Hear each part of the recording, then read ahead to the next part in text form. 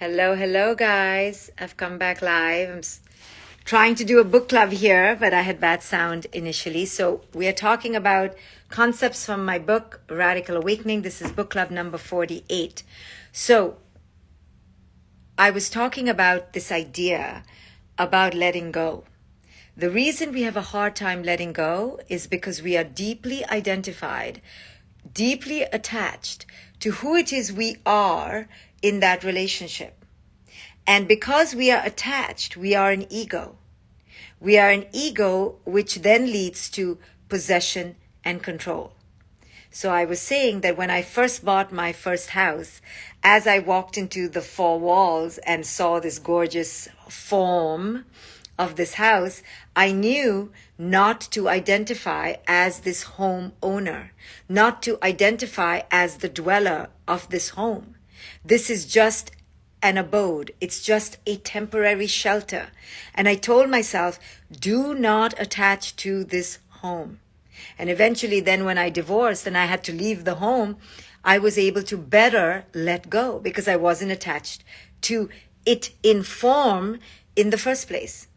When my daughter Maya was born, I named her Maya for a reason. Maya means illusion, to remind me that she is not mine. Ownership and control doesn't exist with another human being. She does not belong to me. She came through me, as Khalil Gibran says. So the reason we don't let go of betrayals, friendships, relationships, things, objects, memories, is not so much because of that thing or because of that relationship or because of that betrayal.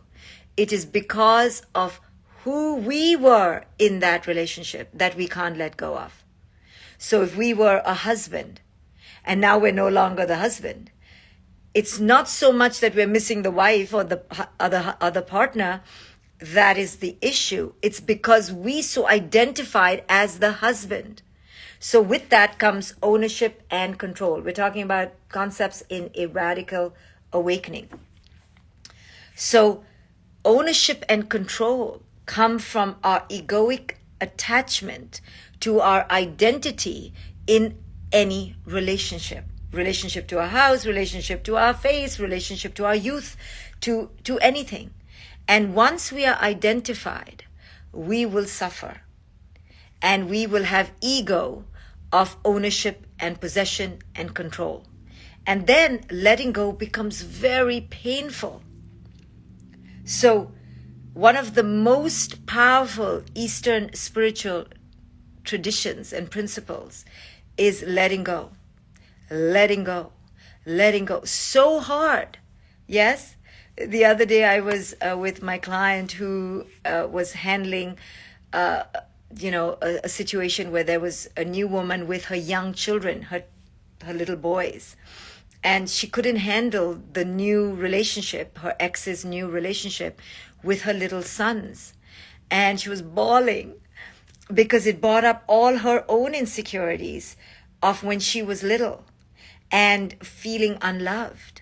So at the end of the day, we can't let go of our ego of ownership and control because ultimately at the bottom of it, we're so afraid of being unworthy, of being unlovable, of being alone. So tell Tanya says, wow, I am a widow. Are you saying I'm missing my position more than I'm missing my spouse? I'm not saying you're not missing your spouse. Of course, you're missing the connection, the relationship. But as much as you're missing your spouse, I can tell you that there is some element of you missing yourself being with your spouse. You're missing that part of you. You're attached to who you were in that. Because if we're just missing the other, then we have to understand that if they've moved on in terms of relationships, or they chose to betray you, or they died, each one of those is their journey. And if we truly love them, even if they hurt us, we have to let them go because they are executing their consciousness in that moment in time. So Sava Savage Dream says, I didn't go to the funeral and the lack of closure is hurting. But I'm here to invite you that, yes, it's hard to not have the closure, but the closure is only in form. You could go for 10 funerals and never close, because the true letting go occurs on the inside. So I'm just here to offer you relief that the true closure is always on the inside. It's not on the outside. So yes, you can want to have a ceremony. Again, I've lost sound? Did I lose sound again?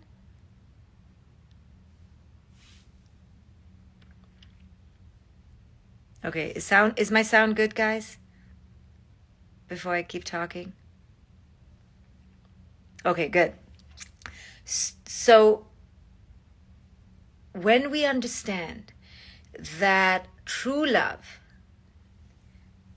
is non-attachment, true love is non-possession, true love is non-control.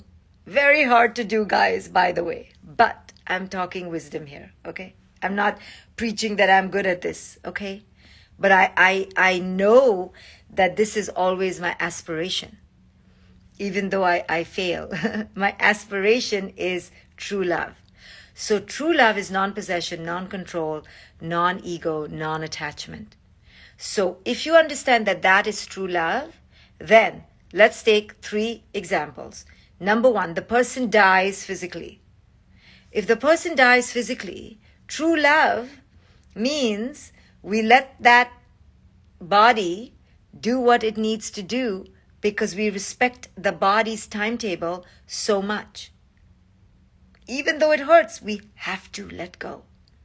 Number 2, if the person betrays you, right? Now this is a hard one, how to let go.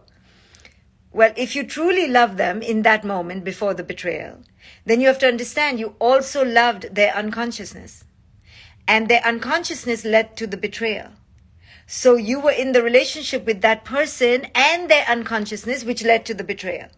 So you have to own that you were in that relationship and now you're seeing the unconsciousness and you have to let go. Number 3, if the person moves on to another relationship and they are quote unquote happy, true love means you have to let go and let them be happy. So letting go is always the best answer. The best answer. So Lena Chella says, what about forgiving a betrayal? Yeah, so forgiving is the same as letting go, I think. You know, I don't use the word forgiving because I am no one to forgive anyone. I don't use the word forgiveness. I prefer using letting go, understanding my co-creation, and moving on. There's no such thing as forgiving because forgiving means the other person is beholden to my forgiveness. The other person is waiting for redemption. Or I feel I have power over the other to give them something. And I have no power over anyone. So, Tell Tanya says, I daydream about my husband every day to feel comfort. What is the best way to let go? I hear you. I honor you. I'm not here to preach to you. But I think letting go comes when we truly love. And when we truly love, we let that body and that soul, or whatever you want to believe, that next part of your loved one's journey to occur. You say, I love you so much. I love you so much. I don't need you. I love you so much. I don't want you with me. If you need to move on, you move on. I love you that much. Right? So it's not easy, okay? Because we're human and we have ego. I'm just showing you that a lot of the hardship in letting go comes from our ego of possession and control. Yes? So it's not easy. It is not easy at all, you know, and most of us get stuck on the form of the ego. You know, I write in my book, A Radical Awakening, by the book, and I talk about my divorce and how in my divorce I knew that I cannot do 50-50. And there's no such thing as 50-50.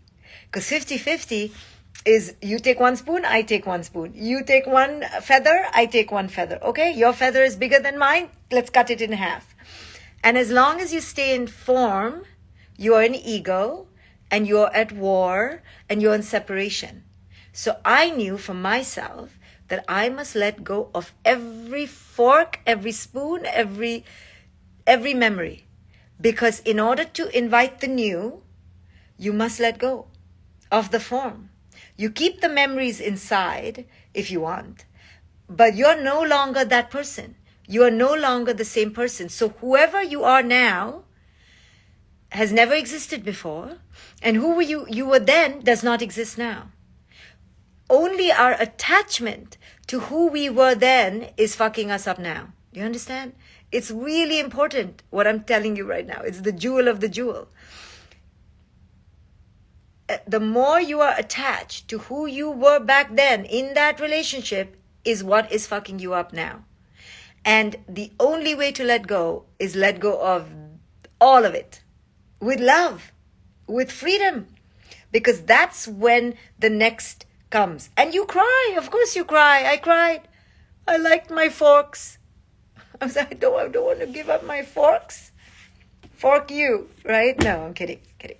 No, of course I cried, but it was my ego that was crying. It was the ego that was crying. It wasn't the soul. The soul, the essence, never cries because the soul and essence is always in plenitude. Ego cries. The ego cries. The soul doesn't cry. The soul understands. Either in physical death, that physical death is part of life. Either in the loss of form, that it's only form. Or in betrayal, that it's only betrayal of the form. So when you are in your essence and you're away from ego, you can let go. So most of our problems occur because we are attached to who we were and what it was and what it should have been back then. And this is the mindfuck, guys. It is a mindfuck, okay? So if you want to live by the highest principle, when I was in my 20s, the only thing I lived by was let it go, let it go, let it go. The first thing is let it go. Let it go. Whatever it is you're attached to, ask yourself, what am I attached to? What do I need right now? And you will see it's your ego, it's possession, it's control. It is so hard to let go. But the only way in life is to separate from what we thought it should be. A Radical Awakening, this entire book teaches you how to let go of your attachment to others, how to let go of your need for others, your dependency on others, and how to rise into yourself. If the you of the past is no longer you, then there is no such thing as you because it changes each moment. Yes! I was reading a comment. You got it. If the you of the past is no longer here and the you of the here is going to change in the next moment, there is no you. And if there is no you, there is no attachment. And the moment you get this is the Buddhist principle of no self called anatta, no self. The minute you understand you are only arising and falling in the moment, in the moment, in the moment. Now with your kids, somebody is asking what to do with kids. Now kids is a little bit of a problem. Kids are a problem. I'll tell you why. Because in this form-based world, we have to take care of the damn kids. Okay, so we have to be like present and attached in a way. So it's a different attachment because we have to take care. But we do not own their soul. We have to take care, but we do not own their soul. We take care of their body, but we do not own their soul. Okay? So once you understand the principle of non-attachment, you can let go. Wallenstein says, I will perpetually be a servant to my kids and family. Then you don't have to be a servant, but you have to serve. If you got these damn kids, you have to do it. Now what to do? My daughter's 18. I don't have to do it anymore. Not so much. So I am very happy. I'm sorry, I was tired. How much to serve? Enough. Thank goodness there's a moratorium. Thank goodness there's an expiration date. In India, where I come from, no expiration date. When I came to America and I was told it's only 18 years, I'm like, okay, I can't really see myself doing it for 18 years, but at least there's a limit. In India, there's no limit. the children never leave. They never leave. They bring their partners into the house. Anyway, so why is there so much suffering here? What's it for? The suffering only exists because we are in our ego. The suffering, the Buddha said, life is suffering because we have 3 illnesses. The main one is called ignorance. And then it gives birth to 2 children, craving and aversion. If you crave, suffering. If you're in aversion, suffering. And they both come from mental delusion, which in popular psychology we call ego. So the ego is why we suffer, guys. The life is not suffering because, well, life is suffering. But life is suffering because we resist the isness of life. So for today, any of you suffering, cannot let go, ask yourself, is that person here? Is that relationship here? Is my life there? Is that here? If that, them, she, her, it is not in front of you, that means it is not part of your current reality. If it is not part of your current reality, it is only part of your attachment. If it is part of your attachment, ego, which is okay. You can love your ego. Our ego is a sweetheart, a little bit delusional, a little bit moronic, and very childish. But the ego is only protecting us because the pain of the reality is so great. But it's protecting us and effing us up.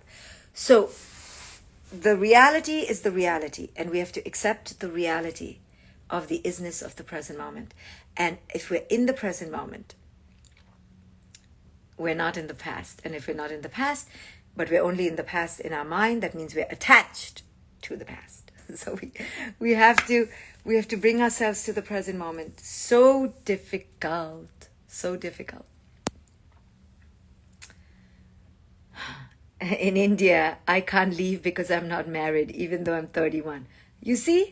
Insanity. Because in India, you're always a child unless you belong to your husband. You go from your father to your husband. Anyway, so in this book, I talk about the ego. I talk about the different faces of the ego, especially for women. And I talk about how you can love your ego and then also kick it in its butt and tell it to get lost. So you have to love it and tell it to F off, lovingly. So there's a method to this madness. So you have to learn, you have to educate yourself, you have to cultivate wisdom in order to manage your rousing emotions, because emotions are so difficult. Emotions are what get us down because we believe them. We identify with our emotions. So the identification, attachment is the problem.